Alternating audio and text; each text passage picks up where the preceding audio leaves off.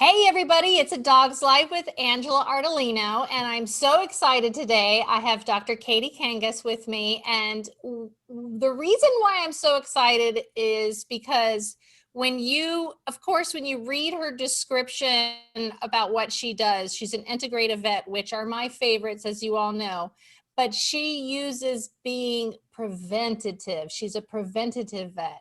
That means she's being proactive. That means she's teaching us pet parents what we can do to prevent these diseases and problems happening in the first place, which you know I'm all about.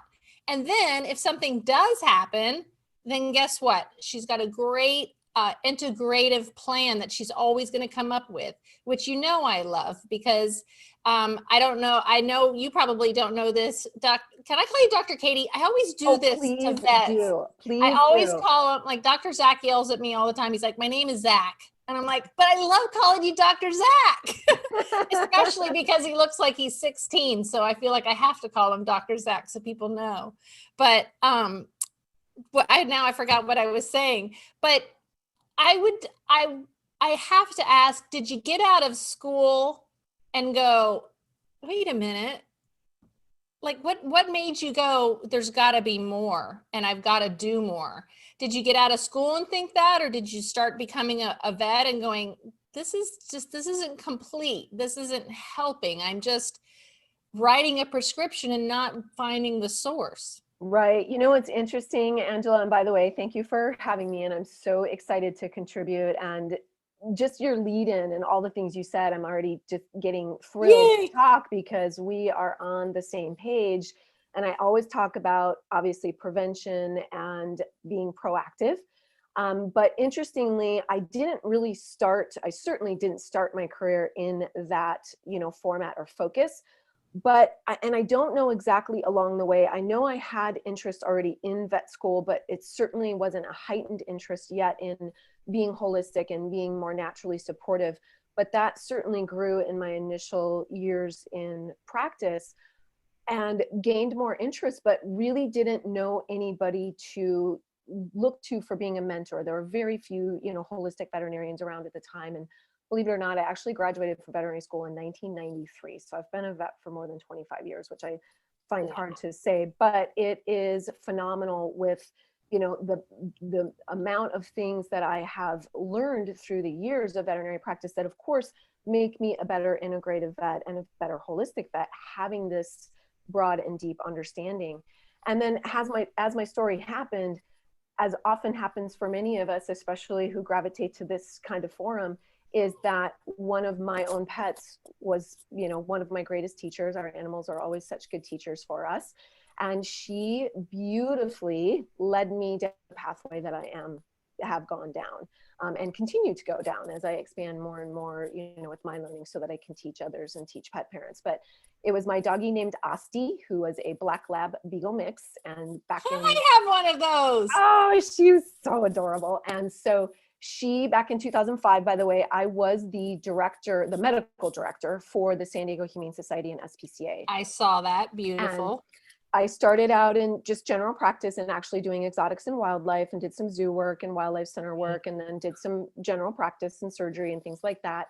And then ended up falling into shelter medicine sort of by accident, but that was a very wonderfully rewarding thing to do as well. And was, involved, of course, with the San Diego SPCA.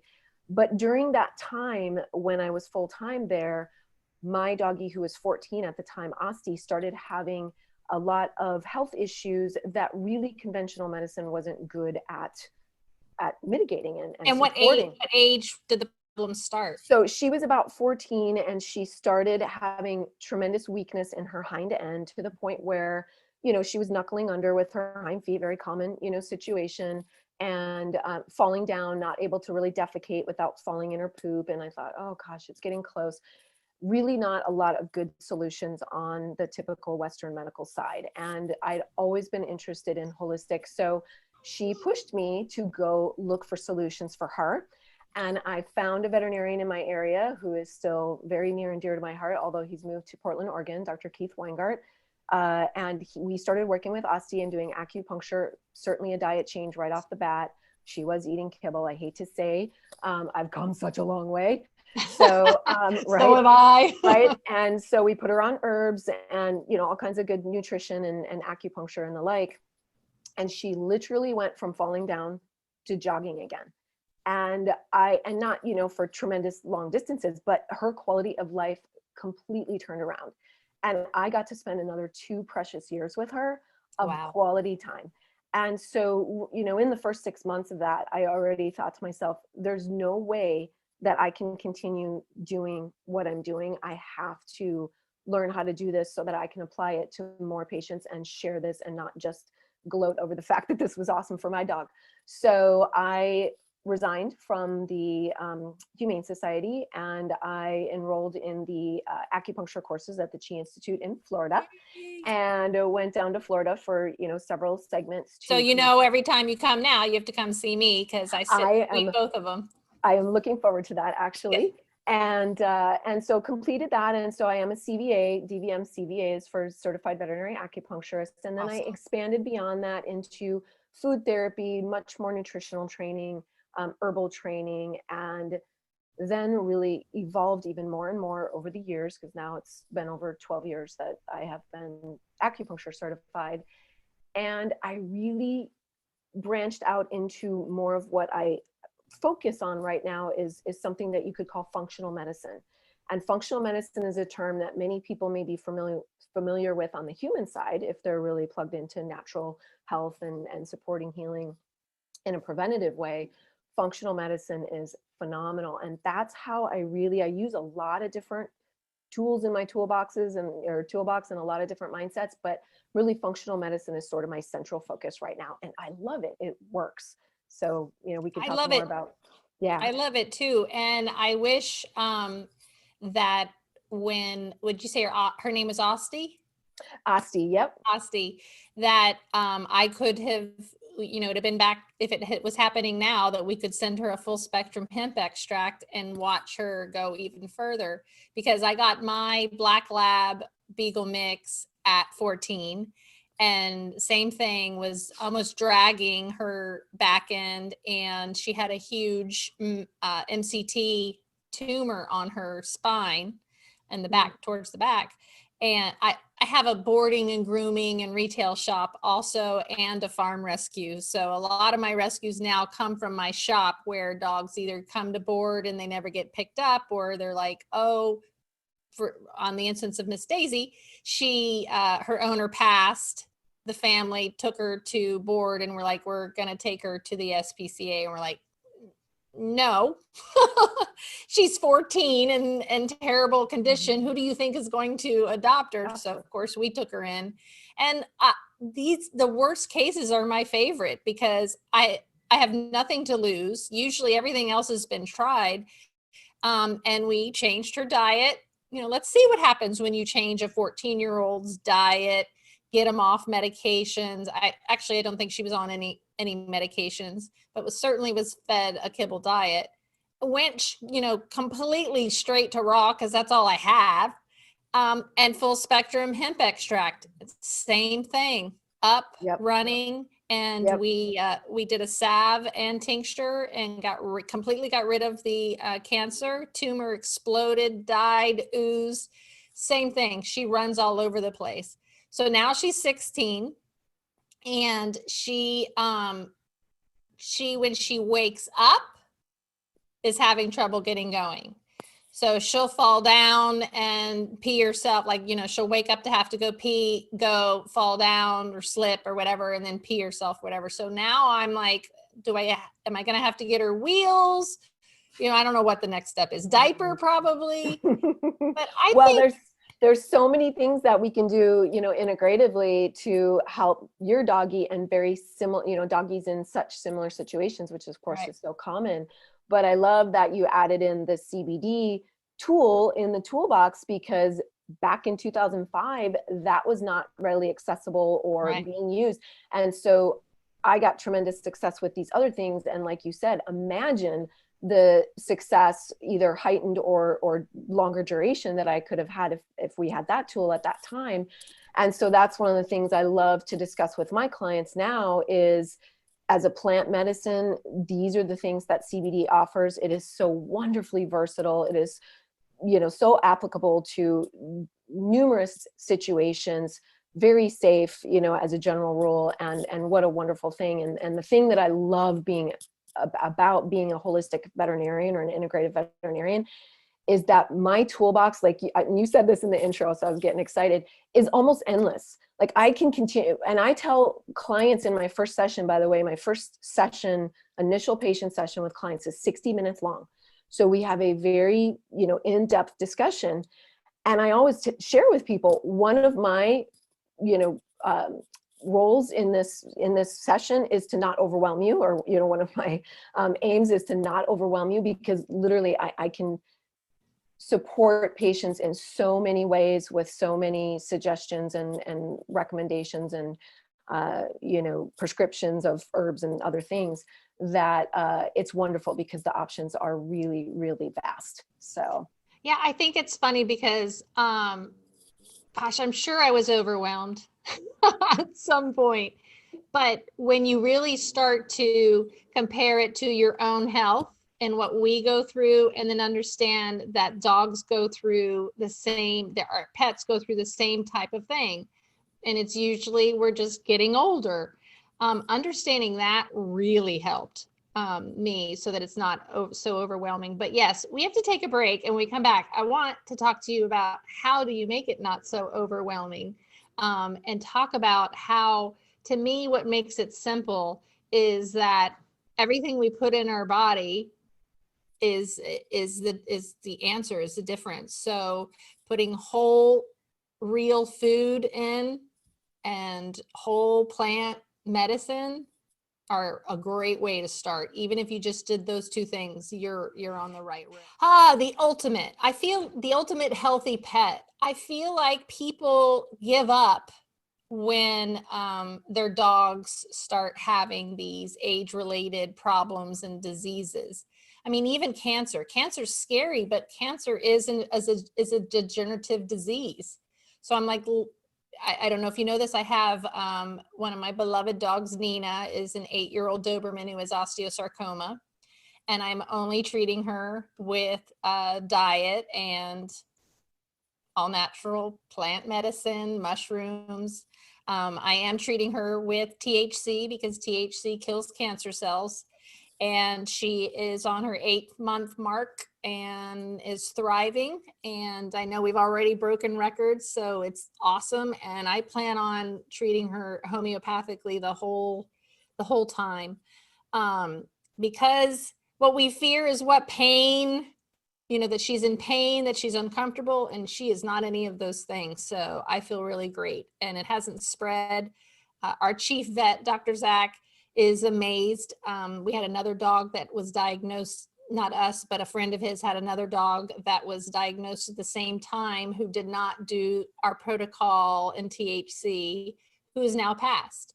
So him being that close to it and being able to compare is just, it's awesome for him. It's eye-opening. For me, I'm like, yeah, this is what's supposed to happen. This is what I learned. This is what research, told me, showed me.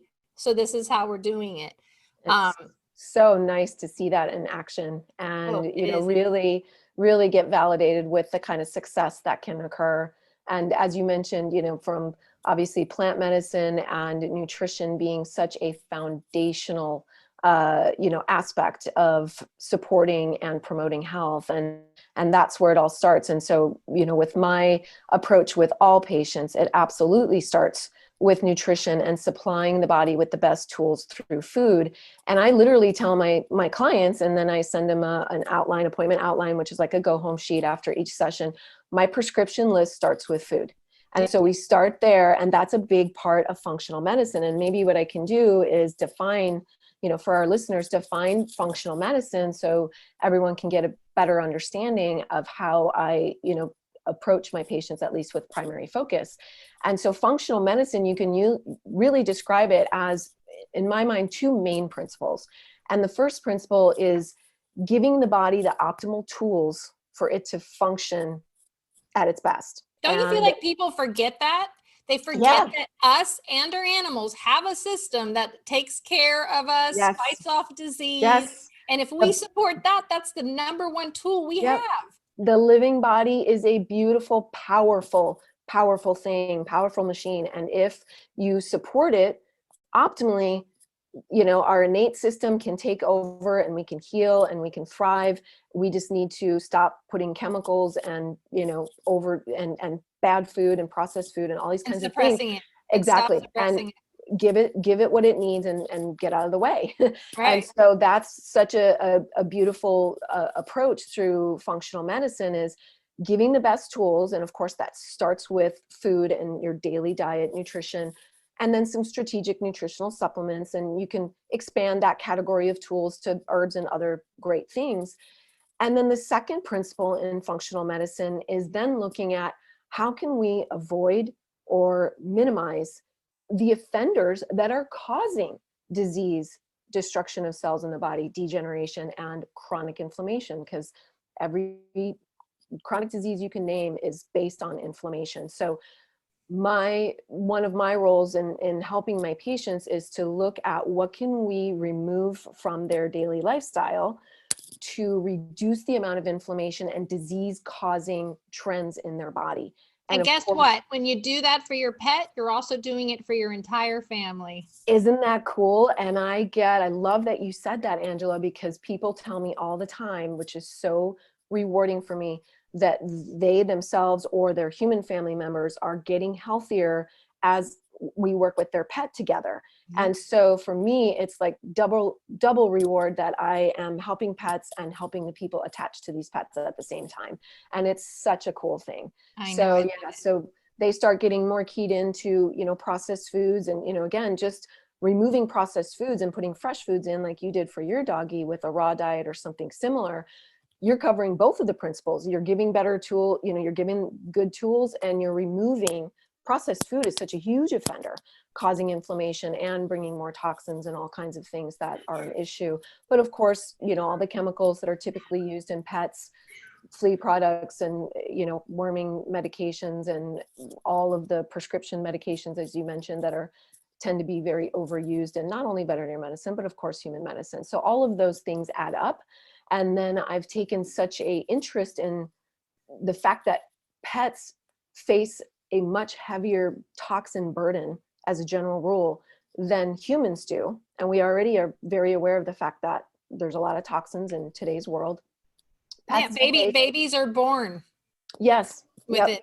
And yes, and our pets are worse. Yeah, go ahead. Yep. And so they're so heavily exposed to toxins that is a big deal. That's causing so much degeneration and disease and much higher rates of cancer and much higher rates of autoimmune conditions and so on and so forth. And as you mentioned, I like that you brought up aging.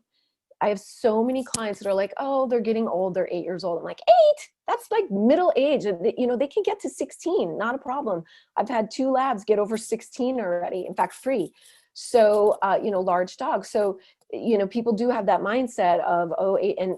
And we know if you are in the preventative, proactive, functional medicine mindset, then you can have healthy aging. And I always call my yellow lab Sage is almost 12 years old, and I call her my anti-aging poster child. Yay! Because she literally looks and acts like she's 5, Yeah. and so it's nice proof and validation of using these methods to support pet health is just tremendous, not only in disease, addressing diseases, but preventing and aging more gracefully. So I agree.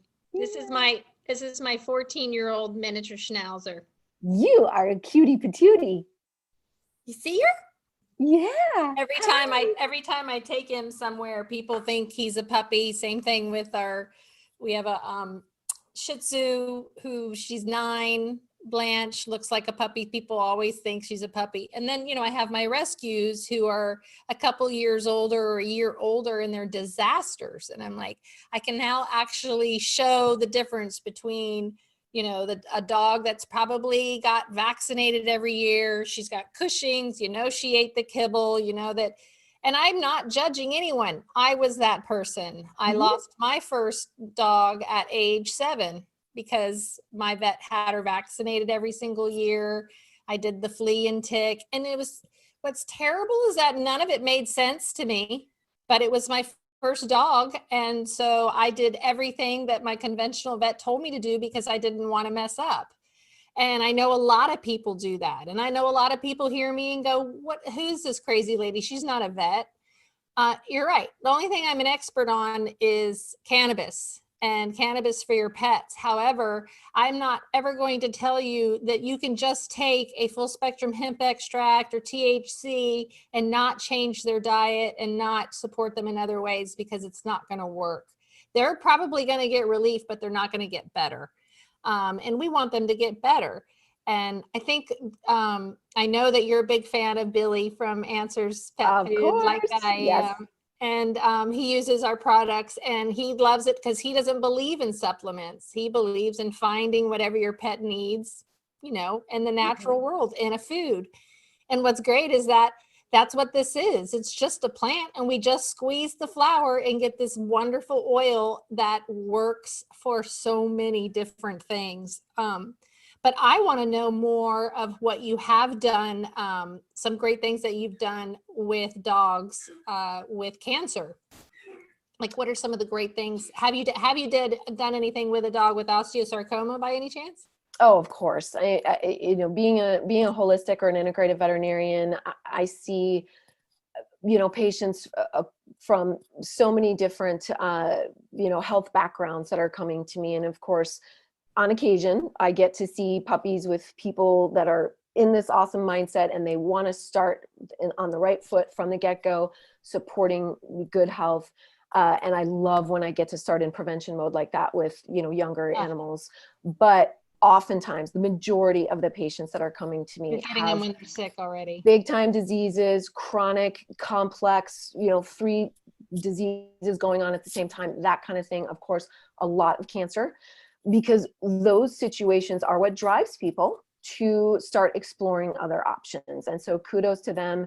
They're either frustrated that they haven't gotten results in, Western medical approaches, or, they hear of some other success from somebody. And thank goodness now in the information age, there's so many silver linings of the social media and all these things where people can get more information, and people are looking then to find a resource that will help them in this sort of a way. And so, of course, I do see a lot of cancer patients. And again, Angela, the great thing is I have so many tools. The first thing with any patient, and including a cancer patient, is we're going to talk about diet. And in fact, to the degree that I finally got smart after several years of doing this, I actually created a video. So my first time clients that have never seen me, they get a video link before our first session. I have a 12-minute video where I talk all about food and why processed food causes disease. I have answers as a visual in my thing. I talk about fermented foods. I talk about medicinal foods that I recommend to add, that my prescription list starts with food. I go through all this because I found that in everyone's initial 60-minute session, I was taking 15 minutes to say the exact same thing to everybody. And I want to give you more value. I want to get more into the specifics of your pet, but we can't skip this nutrition piece. It's absolutely critical that we talk about this. So now everyone watches it ahead of time, and I get 15 more minutes to connect with them and their pet. That's a great idea. So can I borrow it? Because no, that really is. I actually don't start with diet because that I feel like takes the most convincing. Yeah. And so it's nice for them. Yeah, it's not. And people, you know what, Angela, people appreciate it so much. People thank me all the time. That was so helpful. It was such a great video. My wait for new patients to see me is generally about a 6 to 8 weeks. We're booked out. And so people have a while to wait to get in. And so it also gives them something very proactive to start doing before they come in. So some people come in, they're like, I already started some raw goat milk from Answers, and I already, started doing, so it's wonderful. And then they're already seeing positive changes, and they've already been making some steps before they come in to see me. Now, in regards to specifically with cancer, as you asked. Hold on, we have to take a short break. Oh yeah, absolutely. And I'm going to talk about that. So we're going to talk more about cancer, and I absolutely want to talk about being preventative. Yay! I know a lot of people during COVID got a puppy. So and a lot of people I know got them. So I'm actually on edge because I'm like, okay, let's do this right, kind of thing.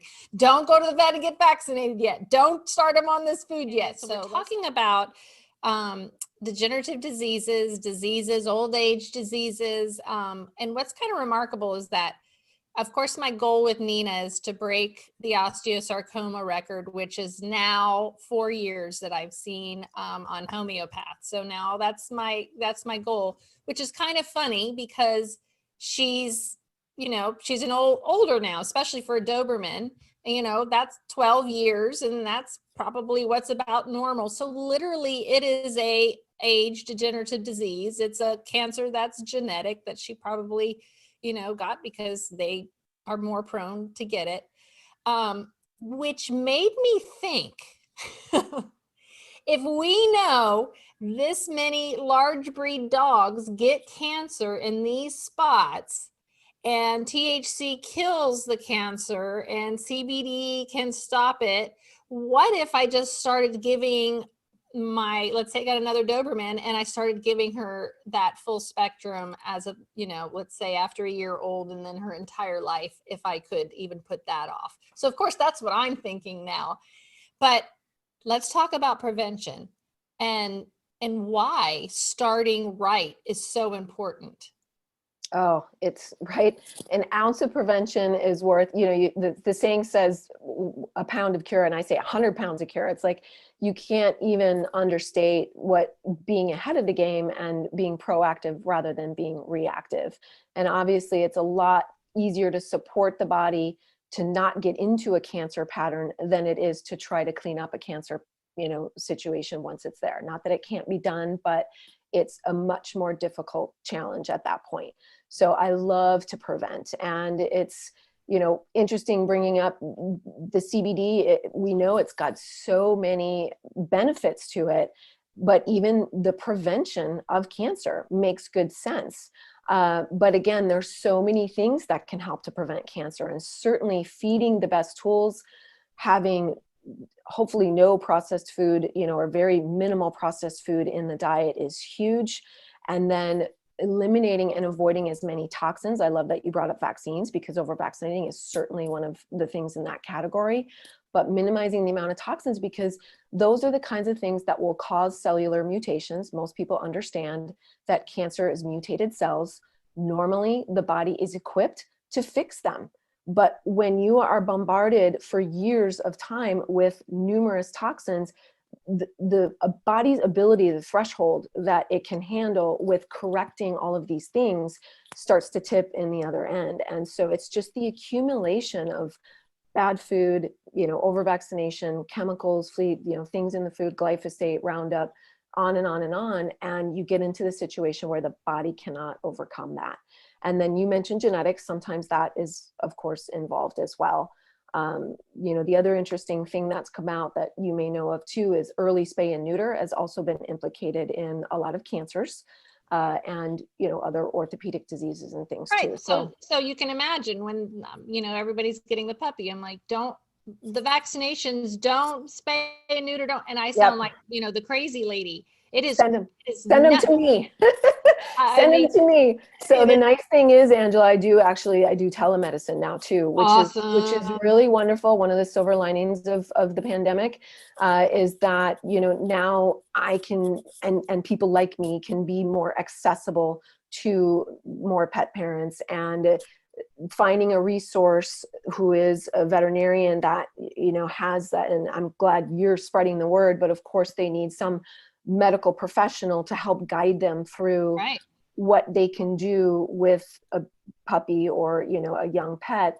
Because imagine what they're hearing, the most. And if they do decide and in their gut, they go, okay, that's not right. I'm not vaccinating at 6 weeks old, or I'm not spaying at 6 weeks old, which I heard someone say today, and I couldn't believe it, that they'll go, let's say the hvma.org, and there's nobody around them. So to be able to call and make an appointment with someone like you to get a protocol and know what was right is wonderful. So we are so happy that you're doing that, and we will definitely, actually, how do they get an appointment with you?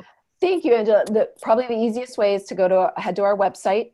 And my website is, we didn't want to make anyone spell integrative or veterinary. So it's actually int vet care, INTVET care .com is our website. And then @Gmail is our email address. And a lot of people make appointments via email these days, but they can call, go on our website or email, and we can get anybody set up. So, Awesome. and there's a lot of yeah, information on my website too, a lot of educational it information. is. It's and stuff. wonderful. I'm looking at it. I love it. I'm going to use the 9 healthy foods for dogs as a Yay, that's perfect. good starter. And well, because also with CBD, it's best when you give it with a treat. So I like that you've got the sardines and the anchovies listed there, because that's what we do the most. Perfect. But yeah, I think taking ownership, control over your pet's health, and having wonderful people like you that I can call and ask questions. We get asked on a daily basis, can I take them off this prescription medication and go on to full spectrum? And of course, we don't answer that. We want a vet to answer that, or how to transition from one food to another. Or I think one of the biggest things is people who do switch and don't have luck, or their dog won't eat it. We have 9 dogs here, and not all of them eat something different, but half of them eat something different because there's reasons. Or you get a sick dog who went out and bought the raw chicken and they're allergic to chicken, or whatever it is. So it's, even if you do make these changes, it is great to have someone who can talk you through it. And oftentimes we have a conventional vet who knows nothing about feeding, nutrition, CBD, the endocannabinoid system, herbs, all of these things that exist in nature always have and have always been proven to help. And it's so nice to have people like you out there who are, you're just always learning. I can tell. I'm sure if something else popped up. Right now I'm into mushrooms. I just love mushrooms. They're just another wonderful adaptogen that is out there for us to discover and use and heal with. If you could give your top, tips to a pet parent, especially a new one with a puppy, what would they be? Well, I might back up and say one of my tips is something that you just touched on that I do like to share with people, is there is no one right diet for everybody, whether you're a dog or a person. Mm-hmm. And you said, you have 9 dogs and half of them eat, something different. And so it is nice to get a guide or a resource that can help support people through that learning curve of what can work for my pet. And my top bar, my preference for dogs and cats is raw food, but not every pet can do that, or not every pet can do that when they meet me. Sometimes, if their GI is not stable, they have gastrointestinal issues, now may not be the time to go to that extreme of a diet change. And then we can take baby steps to get there. So that is, so you're asking about, my top tips, definitely a fresh food diet is in there, but the timing of getting there or the steps of getting there can look very different depending on the patient. And so I like to help people customize that to what's going on for their pet. The other thing about fresh food diet, though, is it absolutely has to be balanced. And so the other thing is I certainly want to educate people that so many well-intentioned pet parents that understand that a lot of the pet foods on the market are poor quality and causing issues. And then they want to take, some of that power into their hands, which is great. But oftentimes, the majority of the time, it's not done well. And the diet's not balanced. And so luckily in today's marketplace, there are so many good options out there that are in the fresh food category that are professionally balanced, done well for you already. So it makes things easier and more complete. And then people can enhance the diet with profoundly impactful nutrients that are easy to add in and just make the diet even better. And that's where my prescription list with fermented foods and sardines and all that good stuff comes in, bone broth. And so food is the number one tip that I talk about with people, because that sets the stage for everything. And as you said, just changing the diet alone can go a long way. I agree. And it can happen at any time. Yep, absolutely. Whether they're 6 weeks old or 16 years old. So Mhm. So true. Well, thank you so much for coming on today. I enjoyed it so much. We need to do it again, or maybe get on Facebook and do some things also, because I feel like I could talk to you for another 3 hours. Me too. Me too. That would be my pleasure, Angela. Thank Well, you. thank you so much. And again, if you want to get in touch with Dr. Katie, her website is invetcare.com. And you can also email her at invetcare@gmail.com. Yeah, one correction. It's INT, so short for integrative. So Oh, it's there it is. INT vet. I need to put on Yep, my glasses. I'm like, no oh, worries. Yeah, INTVETA. So intvetcare.com. got it. Thank you Yep. so much for joining us. Thank you, everyone. And we'll see you next week.